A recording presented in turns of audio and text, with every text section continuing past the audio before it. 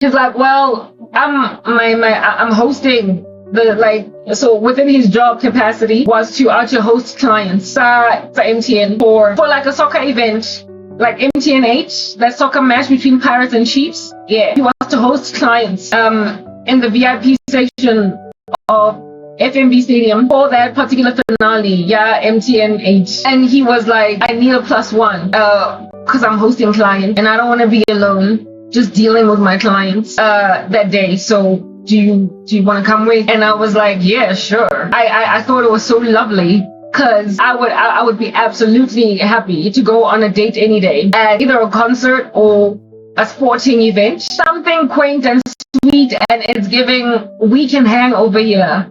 And yeah, so I was like, sure, yeah, I'll come with, it's cool. And so I went on a date with this guy, like one date, and he made the arrangements with me one time. And then he was like, I'll send you the itinerary over email. And then of course we continued to chit chat for the remainder of that week pertaining this here date that we're gonna go on. That's Saturday. He basically kept me in the loop and he kept on chatting with me. In this instance, I was broken up with my boyfriend though. We were not together because we were on and off, right? I had broken up with him. So when I went on the date, I wasn't technically cheating because we were broken up. I went on he like kept me in the loop and I got to experience for like 3 whole chunky days from the Wednesday that he called me up until the Saturday that we went on the date. I got to experience 3 whole days of being this guy's girlfriend. Except he didn't call me, nah. I didn't experience girlfriend vibes. Because girlfriend vibes is giving, how you doing, baby, in the morning. It's doing, what are you eating for lunch? It's giving, how's your day? What's your boss doing now? And it's also giving, what are you watching on TV? And it's also giving, good night, baby. So no, he didn't call me all the day long, just merely, was on some, yeah, I guess I'll see you on Saturday. Yeah, it happened anyway, whatever. But nonetheless, I told myself that we're 5-2 going over there, so it's all good in the hood. I like this guy. I liked him like, so very much. Anyway, I go on a date with him. A fine Saturday comes, and this is where it is that I experienced just a most lovely date where for the first time in my life, I got treated the way that I wanted to be treated as a woman by a guy. He insisted on picking me up, though I had my own vehicle.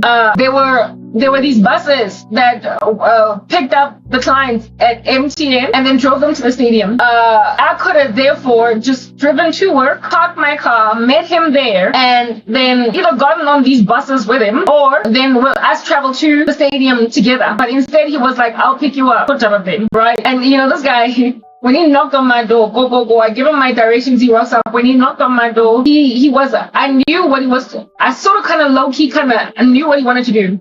I almost low-key knew that he wanted his bread buttered on both sides and wanted his cake to eat it too. He wanted me, but he wanted me to pretty much accept being his side, like not talk. Like he wanted me to just not talk about you've got a girlfriend and I've got a boyfriend. What are we gonna do about that? He wanted us to have like a weird, like, do you find people that are together, like a couple that is together that out here is like, however, with each of them have got. Do these things happen? Like a married man and a married woman, or a girlfriend boyfriend pay and a girlfriend boyfriend pay, and there's like a boy and a girl over here together having a whole relationship. Do those things happen? I guess they do. There are married couples that have affairs with other married people, like for years. Like you've got a spouse, he's got a spouse, but the two of y'all are out there doing a strange thing. If anything, it happened with, I believe, Philip Yancey, that Christian guy that came out confessing all of his dirty laundry about his adulterous affair. The woman with whom he was having an affair was also married. That is just so much heavier. I also had like a friend colleague at MTN that was married, and this guy that she met from Botswana was also married, and the two of them wanted to like hook up in a like Rondavel hotel joint. It's just between the two of us. Like, Papa, it's giving Jacques and Dej Lope. That's why this guy who puts up Jacques and Dej Lope. Can we get a room? And you don't gotta tell nobody. It's just me and it's just you. And what we're doing here is private. That was the beginning of the end for me. Like, Papa, I'm so glad that God saved me shortly after that season. Like, listen, I am grateful. Men that want their bread buttered on both sides. I did not want a Jacques and Dej Lope relationship where I got somebody, you belong to somebody else, but the two of us can swing. I did not want to swing. I wanted him fully. And I was prepared to abandon this here thing that I was in to be with him. But it appeared this guy, he wanted his bread buttered on both sides. He wanted his cake and eat it too. He wanted to enjoy love with his, like a woman that he had feelings for, but also enjoy the benefits of a woman that gives him clout. I was gonna be his little secret. That's how we should keep it. No one has to know. And I remember just thinking, dude, I ain't never been nobody's side. Like, Papa, go chill, relax. Like, the dog. I was on Yenzi's side piece. Like, you're just not gonna do that. Especially considering, how are you gonna be more in love with your side chick or your midi? How are you gonna be more in love with your side chick or your mistress? Like, why didn't you just marry the woman that you were more in love with? Like, this is here, like, it's literally happening in the world. And all these guys that I keep on dreaming about, they're like, but I don't love my wife. That side piece more. I'm like, yo, I know, Shem, it's because you made yourself marry umuntu ongenandaba. Shem, you did that to yourself. On that day, what are we gonna do with your indiscretions? Anyway, whatever. Yeah, no, this guy, when he came to my apartment, out here ringing a doorbell, except I didn't have a doorbell, it was more like Coco. He like walked up at my apartment in Honeydew and to pick me up on that date, that fateful Saturday morning. And I knew what he wanted to do with me, and then now I was not, listen, I wanted this guy, and I was, Nikki Hasha, I had that history that I just told you about, like my ex-boyfriend, the guy who took my virginity, and his best friend, like, I couldn't be with this guy, like, it was a guilty pleasure. It was just a guilty pleasure, and I was nice and lost in the world. Do you understand? It couldn't work, but nonetheless, I was just out here nibbling into this, and I wanted it to, I just wanted it for now, as warm and cushy a blanket as it is. I'm taking it for today because I'm cold for today, and I'm taking it. Like, Mara, I am not going to be this guy's a string alongside chick. I was not about to let myself be that thing. I was not. So, it was not just him. We were all just dangerously on Game Boulevard. Alright, so let's actually be nice and fair to the guy and say everybody was playing a nasty little game that they couldn't finish. Neither could he yemela ntwena batla go etsa. Sonke nje Miss Heshala phaya. Okay, at least we've admitted that. And that's cool. At least we've come to a consensus that was a thing. So when he rocked up at my door, I remember I had cogitated this the night before. I was like, I'm not letting that guy inside my apartment.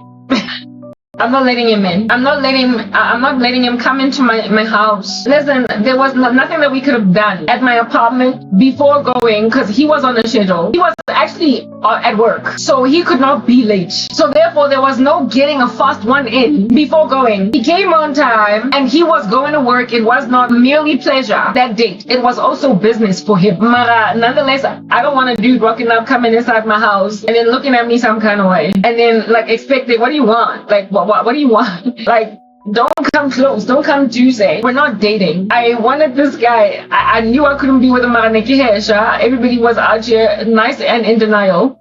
We will admit that much. But I was not prepared to humor anything of this guy. Unless he flat out told me, listen, I got a girl and you got a man and I know. Let's see where this is going. Because I like you and I don't know what it is. And then in due season, listen, I was not prepared to be this guy's side. I was going to pressurize him to leave his girl. And if he didn't want to, I was going to be like, then I can't do anything for you. I was not going to let myself sleep with him. I was a fornicator at the time. I was not going to let myself do anything. At this stage, I was broken up with my boyfriend. And the breakup was going to be permanent if this guy was like, I'm leaving that joint. Asambe, let's go into the sunset and soar. Let's just run away. Let's forget about everybody's feelings and just run away. I was listening, my boyfriend never born, my ex never born, and girlfriend that thing, yo, things on dump. I mean, I don't know that in the meantime that I was gonna dump him. I was gonna be like, dude, you're with her. I'm so bye-bye. And he was gonna grovel and beg and realize, Uti, my heart is yours. Because he came to a point where he realized that his heart was mine. By then he was married. He was gonna find out. So I refused to let him come into my apartment. So I remember he knocked on my door. And I opened the door and got out. Okay, Dean. Security. The security would like call on some good no say 18. And I'd be like, okay, and then he would enter. That's how he got in, right? Okay. So I knew that he was en route. He then found my apartment. And instead of me opening the door and some come in, and I gave him a glass of water. I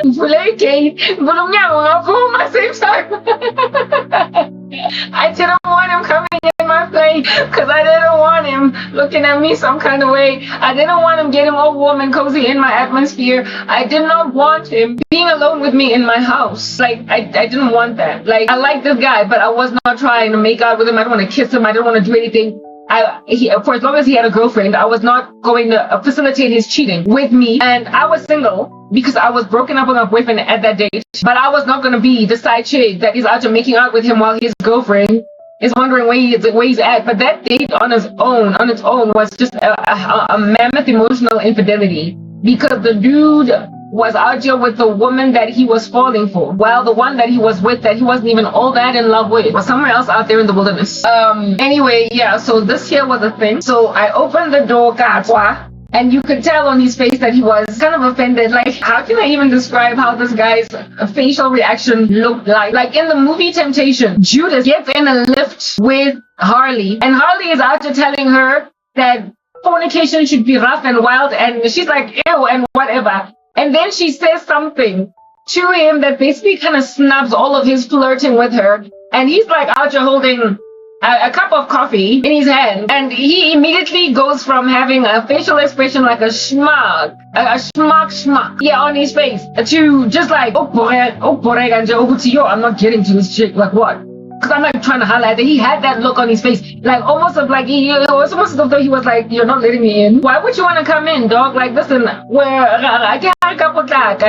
got clients to entertain, and those buses over there be leaving. They be leaving everybody behind. And if you're not there on time, dude, everybody be getting left nice and behind. Like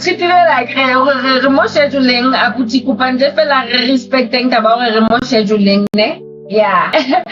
And he was just like, okay. Poor man, he was like, I got out. I was like, hey, I hugged him outside of my door. He said, on some, you're not getting in my apartment. And he couldn't insist. He never got to see the inside of my apartment. Though he liked the complex where I stayed. I never let him in. I wouldn't, because you're not mine. I'm not yours. Like, you're not coming in. And while you're a decent guy, I don't think you're gonna pin me down or whatever. I also don't think you're gonna just jump me with a kiss, because you're not that guy. Nonetheless, I'm not gonna let you into the space enough for you to think you can come into it again without it being official that you left her, and I stayed gone from him, and now we're together. It wasn't gonna work. Like, goodness, he was gonna introduce me to his friends, and then I was gonna meet my ex, and it was like, I was just nibbling onto that, which I understood was like a very sweet treat, like eat fudge, but you can't eat that for breakfast, lunch, and dinner. It was never gonna work. It was literally never gonna work. Anyway, whatever. So here in lies this guy. Yeah, so we get in his car, and we then drive to what you call this thing, to MTN. Initially, we were gonna travel to the stadium in the buses, and it's a good thing we didn't, because the traffic coming back, it was quite a hectic match. Like one of those that fill up a stadium. Then we were gonna get home like the next day, probably like 1 a.m. in the morning type establishment thing. So he made a decision that he wanted to chat and talk and pretty much hang with me without his clients. And so he was like, okay, let's rather drive to the stadium instead of take the buses. So I was comfortable with that, because I was also going to be shy, right? I'm very shy. I'm quite like shy. I met his boss, but I mean, his boss I knew. Like, I greeted him. I was like, hey, what's up? Like I said, he used to work in our area, in our department, not our department, but the floor where we were at. So I recognize him. And now they had moved to like the other side of the world. Good people's nice guy, right? And I remember just thinking at the top of my brain, this guy wants to from like a couple, like I had worked at MTN at that stage for like 3 years. And this guy was working on our floor in our department in the first year that I was working at MTN. He recognized me and greeted and whatnot. And now he was like that side as the boss of this guy. And I remember just wondering, wow, you know me as this chick that you've seen around. I get it, you know me as this chick that you've seen around. You used to greet back in the day, good peoples, you know, I can like, how well, I asked myself, I remember just thinking, how well do you know your colleague over here? How well do you know your subordinate over here? Do you know him well enough to know that he has a girlfriend? That at that stage, their relationship was low-key, long distance, because the chick, I believe, was staying in Cape Ed. Do you know this dude well enough to know that when they made, and that I'm like probably his side chick? The way that he treated me so warmly, and he didn't pass me like judgmental shade. I was wondering, does he know that that I'm like low-key kind of like probably in the capacity of a side chick right now? Does he know? Does he know? And I was so self-conscious about that, because I did not want people looking at me like I was that thing. Do you understand? And I remember just thinking, okay, my boss, like the woman that I work for, does she know that I have a boyfriend? Yeah, she does. Does she know that I've been with him for 3 years? Yeah, she does. We tend to have those conversations with our bosses. Yeah, no, I'm dating this guy for 3 years. Oh yeah, I'm married. Oh yeah, I'm like your colleagues tend to know more or less what your personal life looks like. So I concluded that his boss knew that and that he's out here messing with me. And it kind of ate me alive. Like, listen, I'm not made for the life of a side chick. I'm just not made for it, okay? Anyway, whatever. It ate me alive, and the way that he was so nice and so cordial, it said that men, when it comes to like a whoring, when they are out there in the wilderness a whoring, that they're just so professional in dealing with these side pieces. Guys, they're so professional. They will make you feel like or they will make you feel like we made you, or that they don't know any better. They're not gonna pass you shade or give you attitude or stank you up or treat you like you're a whore. They will actually treat you like we made you, and they're nice to meet you. Like, hello, nice to see you, Garabo. He's probably hitting that. And then after that, go back to MediaCon. I was so self-conscious about that. Because and herein lies me being looked at as somebody that this guy's probably gonna have a nice time with that night. I was like, and you feeling the situation, got my change. I don't know. Anyway, whatever. We get in his car, we go to the stadium, and it was a really nice day. Really nice conversation. We sat in the VIP. He was entertaining clients. His clients thought I was his girlfriend. Because his clients didn't know his personal life, and they treated me like I was his wife. And I enjoyed that, but I knew that I wasn't. Okay. Yeah, like I was his wife or his girlfriend, and spoke to me in that capacity, but I wasn't. He shared his whole life story, his whole heart, and shared his entirety that night. You know, it was a soccer match, but we were in VIP. It wasn't so loud that we couldn't converse. So we had like conversations upon conversations and spoke. And he shared his whole entire life with me, except the one thing he didn't talk about was his girlfriend. He spoke about his ex that died. He spoke about his daughter, and I pretended I didn't pretend that was the first time I found out that he has a kid, because of course I was his friend on Facebook. So I saw the little girl in the Facebook photos. So I was like, oh, I saw the photos in your Facebook. She's cute. And they here in Las Carabo RJ embracing being a stepmom. I would have taken it. For him, he was the only guy that I was willing to accommodate that for. Only one, chef. He told me about his child, his daughter. He told me everything about his life. Like, that is his life. He out here just, like shared it with me. And like, yeah, the Muntulona go all, except, of course, the relationship high, the media high. And it was like the elephant in the room that nobody was trying to touch. And though he would not talk about the elephant in the room with his mate, he thoroughly tried to find out what's going on with the elephant in the room with my boyfriend. Because they're insane. He wanted to ascertain that my boyfriend is not a thing, but not that his girlfriend is a thing. Anyway, whatever. That's what was going on over there with this guy. And I thought that he would just like, however, this guy, he had nuances of rude. Like on the way to the stadium, I'm like car sick.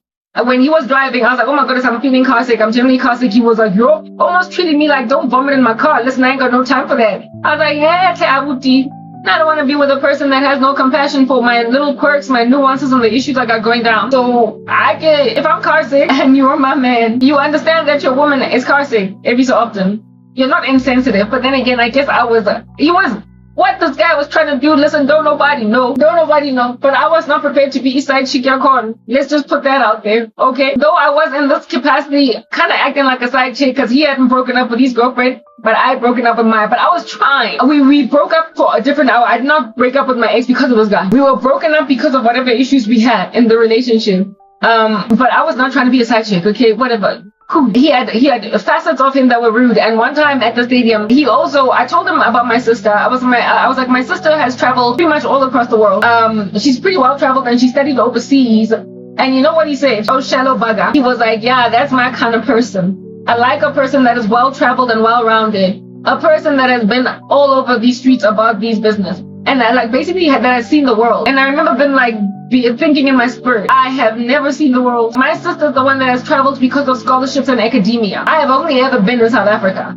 And you have just flat out told me that I don't make any kind of sense for you because I've never left the borders of this country. I didn't say it in so many words, but he basically just kind of low-key told me that you're not my kind of person. Based on me being untraveled, it's the thing I'm talking about. Saying that a person is not your type, because you've seen 20 countries and they've only ever lived in theirs. And yet you get along like a house on fire, you talk for hours and you pour out your whole entirety in her. This person is so comfortable to you that even though you've only ever known them briefly, you're sharing your deeper secrets in this world. You're pouring out into her. But she's never left the borders of South Africa, not even so much as to go to Botswana. And you are standing there in comprehensive rejection of her for no other reason but the fact that her passport is not littered with stamps all over these streets from going across the planet the way that you have enjoyed traveling across the world. Listen, on the budget of a girlfriend, hi Hambi, we're going to put that out there. It is not that which makes us compatible, the fact that I haven't traveled. It is that which makes you a man in a position to show me what you have seen. That being as compatible as we are, we could then go out here and eat croissants in France because you've been there and I haven't, and you're showing me the ropes. That's what men do for women. And this guy was looking at an untraveled woman and speaking to me like I'm unsophisticated.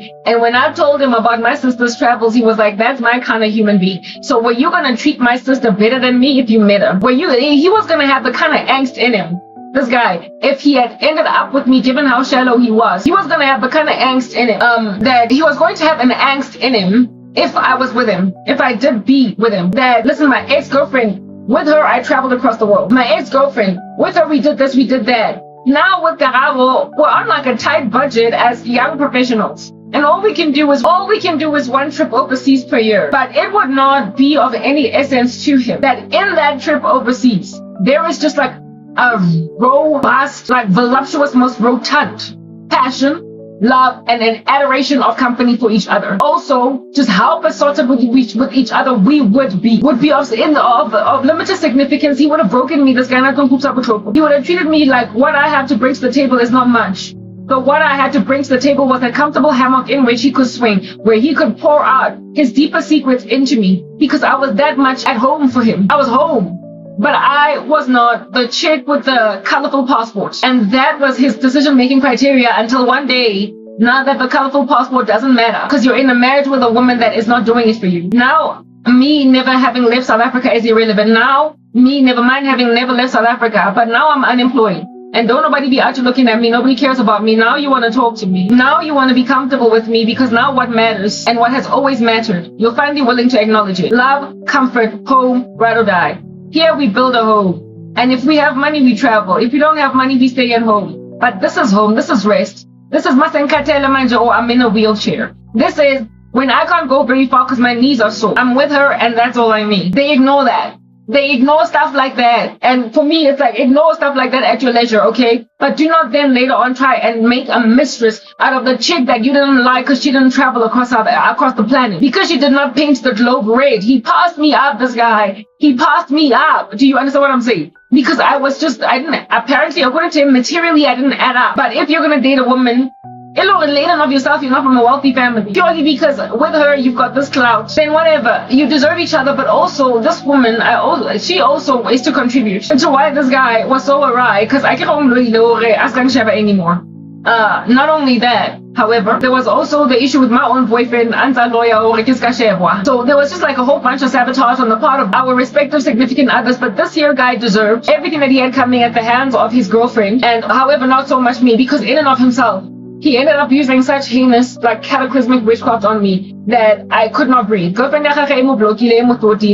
dreams, I've told you stories about this guy before. When I had a dream of, okay, so whenever I get dreams of being my aunt or my grandmother's house, it just speaks of regression, places I used to stay, and witchcraft that is rooted in family generation, not generational curses, but family witchcraft.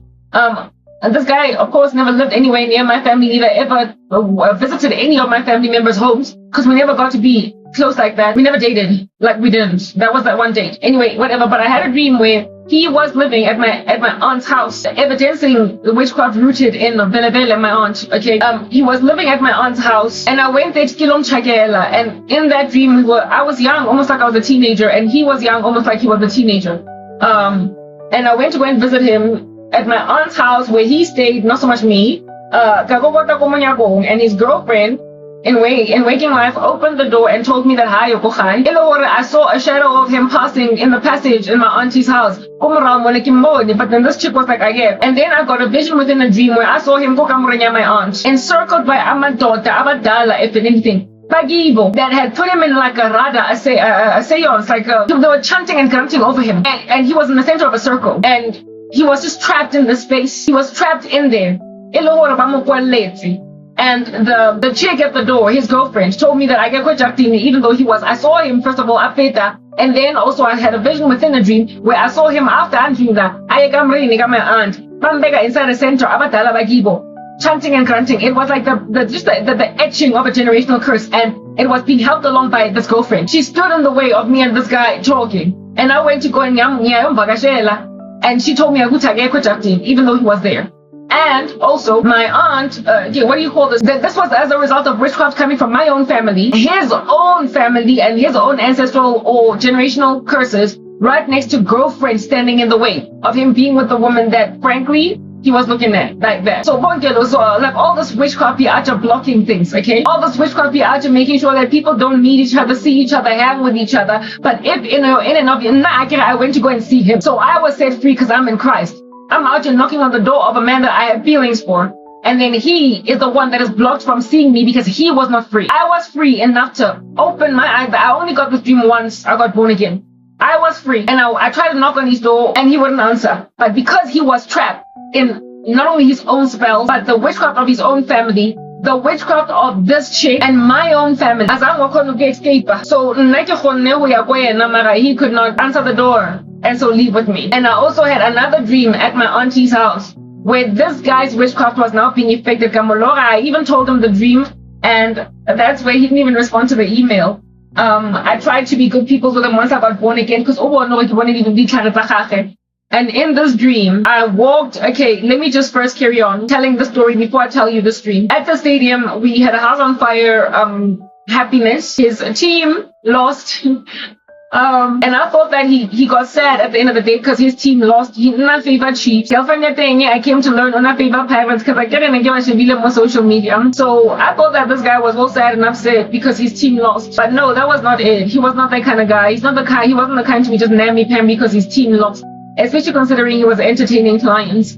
He was sad that the date was ending. This guy got trapped, man. He was held hostage. He was trapped, and he was fascinated, perhaps in love with a chick that he was of the imagination we can't be together.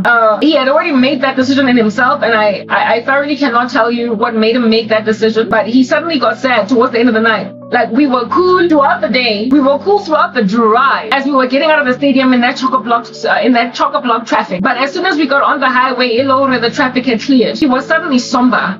And I couldn't understand why his tone changed. Like, it's like he was sad that this was the last time that he was seeing me. Or that he can't carry on with this. That he enjoyed himself, but it's over. It's like a child, that is so excited at the beginning of the day because mommy is taking him to Gold Reef City.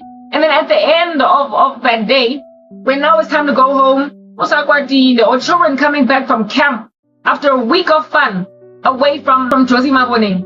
And en route to the camp. They're excited, they're talking, they're chatting, they're singing in the bus. But when they come back, everybody's quiet, everybody's looking out the window, nobody's talking to each other. He was like that. He was like a person that had just enjoyed a fun camp at Bush Pigs, and now you gotta go home to your boring kasi and just be a child in your mother's house again and not be at camp. He was like that, and there was nothing I could do to snap him out of that. He imagined me as Bush Pigs. He thought I was like Golden Gate. He thought I was like Gold Reef City. And when he picked me up in the morning, it was the fun day we're going to have at the rides and we're going to eat candy floss. But he don't want to go home. If you feel that way about a woman, listen, then don't go home.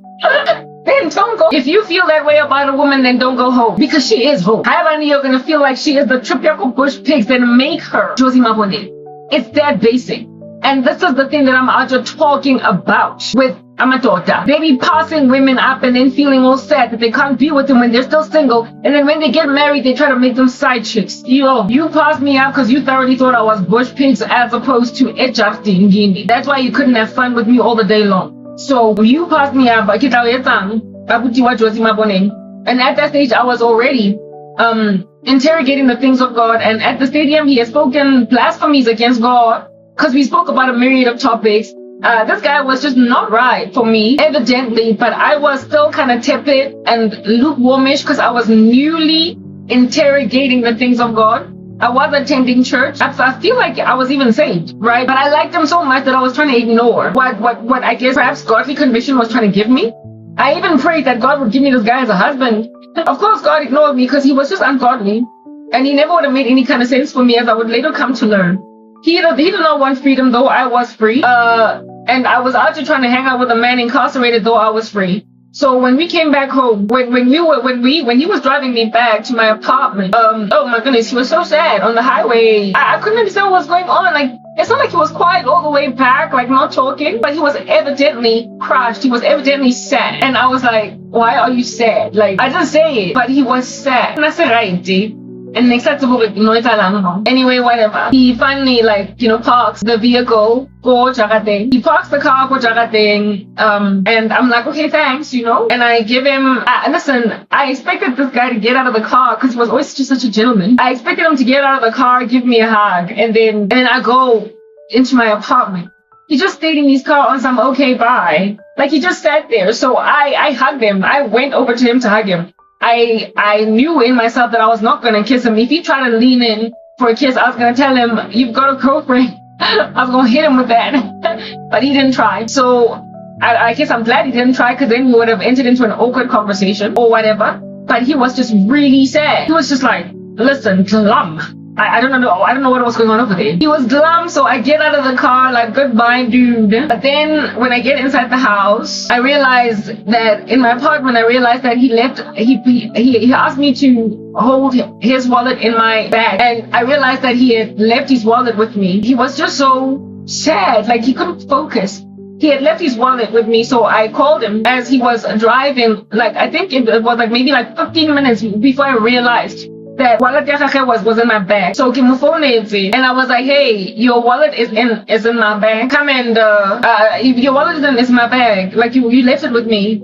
So I don't know if you want to drive back here or what's gonna get. And he was like, yo, I'm already pretty much almost like in Pretoria, because he used to stay in Pretoria, right? At that stage, he finally moved into my neighborhood, in this side in my hood. He was like, I'm almost like pretty much in Pretoria. I'm on the N1 and I'm exhausted. So I'll call you tomorrow and I'll arrange to meet you somewhere at Bukit pick up. And I remember feeling so excited because I was like, I'm going to get to see him again. I like this guy so much. I was like, I'm going to see him tomorrow. Yay. I'm going to see him tomorrow. So I was like, okay, fine, it's cool. And I was that decent chick. I did not go through his wallet. We don't do that. Okay. I left it over there. And then the next day I was meeting with my friend, this friend of mine that was out here baking in my apartment. She was a baker. And whenever I bake a cake using my oven, because her oven was messed up or whatever. So I meet this friend of mine that wanted to bake in my apartment, but I had to meet her go Clearwater. However, it was church the next day, and I was busy attending church. Though this guy was blasphemous, I was convicted of the things of God, but there was blasphemy in him. But nonetheless, I guess that's the danger of Ujolanje when you're still a new Christian. Anyway, whatever. So, did I ever listen, I don't even think I ever got back with my ex-boyfriend. I thoroughly don't think I ever got back with my ex. It didn't happen. We were broken up. Like, listen, it was a thing. My ex and I were actually broken up. We actually were. Like, we never got back together. Okay? And when I left my apartment to go to Clearwater, that's when this guy called me. First I went to church in the morning, and then one phone, and he was like, okay, I'm ready to meet. Where can I meet you? I was like, well, right now I'm at the mall at Clearwater, so you can come. He didn't know my neighborhood, so I told him, this is the direction, and meet me at like the JB's corner, right? That's where that's at, shop establishment thing. And he was still kind of glum on the phone. He was still glum, and I didn't understand why he was so glum on the phone. No, just the night before, towards the end, and also on the phone. I tell him, meet me at the mall, because that's where I'm at, right? And I didn't tell him I'm with my friend, because my friend was meeting with me and she wanted to use my oven to bake. This guy, however, rocks out at the mall, finds it, parks at like some strange part, doesn't know the mall, so wanders about until he finds the JB's corner. And then it's like, I'm here, I'm waiting by the water feature here by the JB's corner. And I came out from the mall because I was inside the mall and my friend was at Cam Books. I don't like Buka or something at the Christian bookstore. I leave my friend at Kumbooks and I get out of the mall and I see him over there by the water feature. And I mean, this guy was just such a glorious water feature in himself. He was just this like Adonis. He just looked so good. He just looked so good. I was like, my goodness, this guy. Oh my goodness, like this man. Like, why is he not mine? We don't know. Nobody knows. Everybody is confused. Okay. And I just see him there. And when I see him, he then like walks towards me, you know, because he recognizes me. I then, you know, give him his wallet. We hug. We had like a hugging relationship. But again, like I just could not bring back that guy that I was on the date with, that I all the time have been chatting with, the good peoples, the one I met on training. I couldn't bring him out. Like, what is happening? Why was sad, dog? What's going on? Anyway, so I'm out here walking with him. He then says to me, my vehicle, don't you want to walk me to my car? I parked like quite far away from this place because I did not know that there was a pay point for parking. So I'm parking at that side. He was zooming. And so I walked with him. Though I thought like he just wanted his wallet and left because he was just giving, I can't say bad vibes, but he was just giving sad vibes. So I felt like he just wanted to take his wallet and go. But then he was like, walk with me. To the, what do you call this stuff? Walk with me to the parking lot.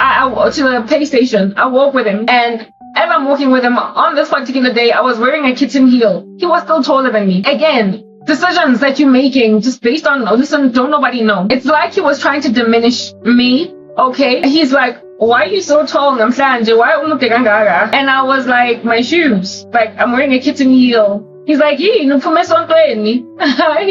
He dissed me. He was like, hey, no pume sontweni. I was like, yes, I went to church. He was like, oh. He was evidently and visibly annoyed with the fact that I was in church. This guy was picking bones with Jesus. So, like, he was just problematic altogether. Like, of course, God didn't want him because he was at such odds, at such enmity with God, which is what this guy is. The one owner, our content creator. Now, he's at enmity with God. He's the type to be like, you know, and be annoyed that and be sad at the end of a date. Because he can't be with a woman that he wants to be with because he's insisting on marrying a woman he doesn't even love. Anyway, whatever. So this guy was just said, like, why are you letting yourself marry women for clout? Like, what is wrong with you? Why are you not running in case you are saying? I don't know. Anyway, whatever. But I just not could have been with this guy, like I said, that whole technical issue from the past. It would have rendered this here a null and void establishment. Anyway, whatever. Herein lies this here gentleman, dissing me for coming from Isonto, because I was from the Sonto. But despite coming from the Sonto, then talking mini dress, like I was immodest. Like I said, I was a new Christian and I was yet to be convicted of too very many truths. Okay, so I was rocking like this mini dress, me out there like a bear. And I was rocking this like kitten heel. Though I was wearing a mini dress, I didn't get my pusha though. So it's not like I was entirely I was immodest. I was like proper. It was a mini dress. Alright, I was rocking this mini dress and I looked cute. I thought I looked cute, but this guy could not even see that I looked cute that day. Unlike the day before where he was like, you're looking good. On this particular day, he could not pretty much highlight that I am looking spectacular. Oh, dude. Anyway, whatever. He was gonna be that guy. Like, whenever he spoke well to me, it just landed so beautifully on my spirit. You're beautiful. I just loved it when he called me beautiful. It's true. That's my primary love language, words of affirmation. So he got that right, but he also, every so often, was just kind of rude. We don't know what's going on.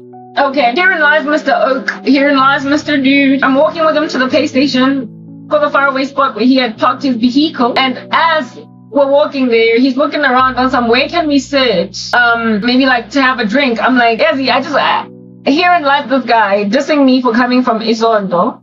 And then he's like, to have like a drink. I was like, okay, why is this guy wanting to stay? We were not planning on meeting on this particular day. We only had to meet because I had to give him his wallet. But now he wanted to sit.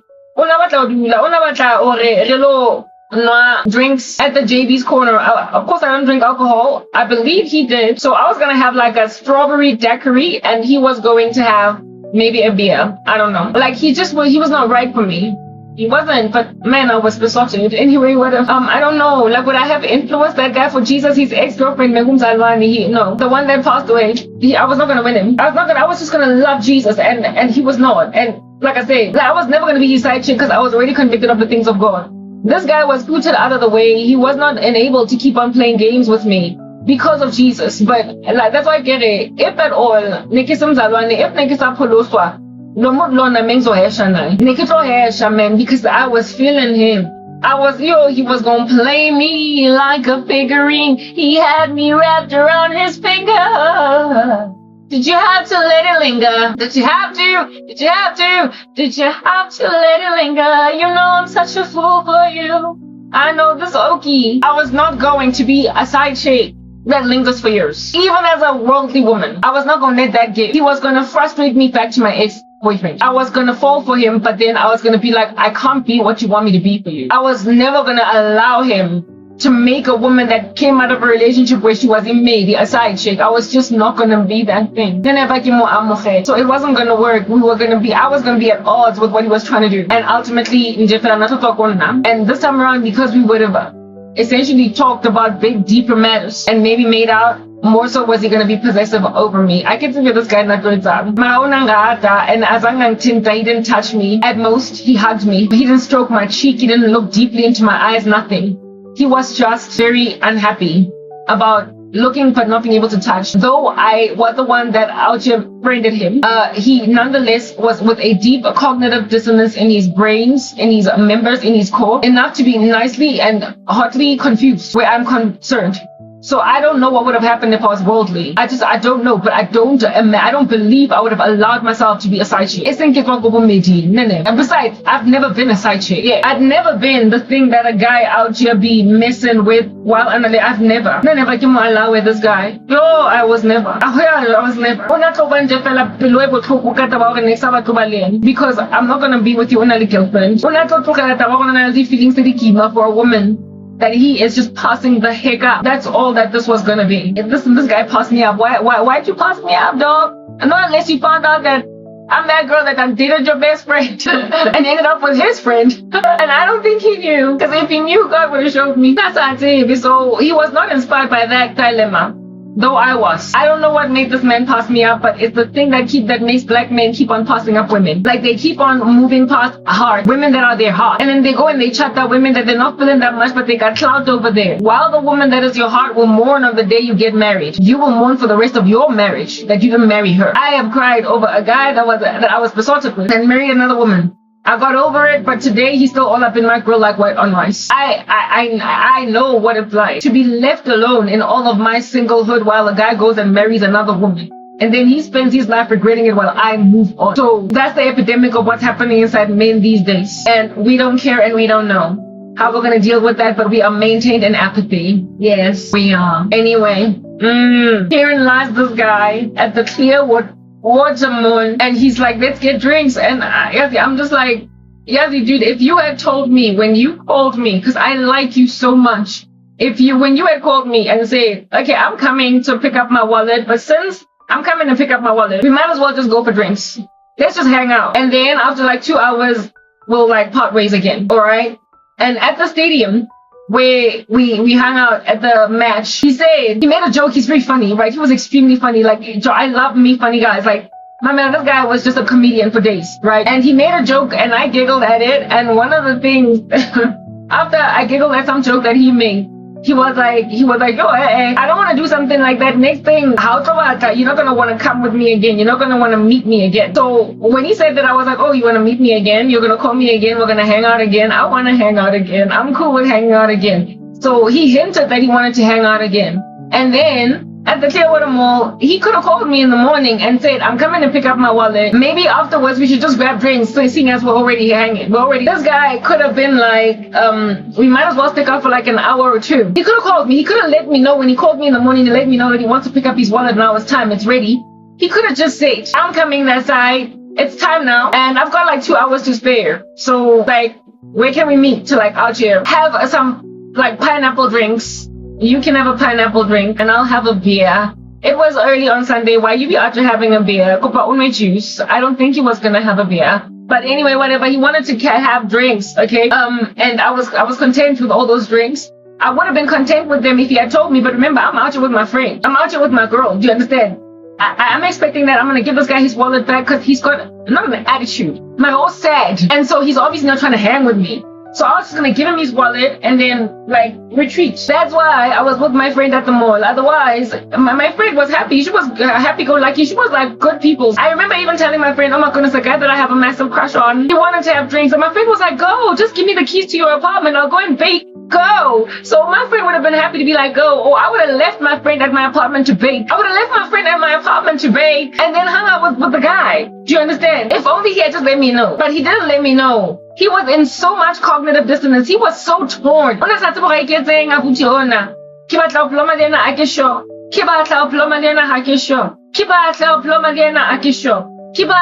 Hey, fine. So this is my height. He's like, Leon. He's like, why would I prefer, then he was like, I prefer my women short. How you gonna say that to me though, dude?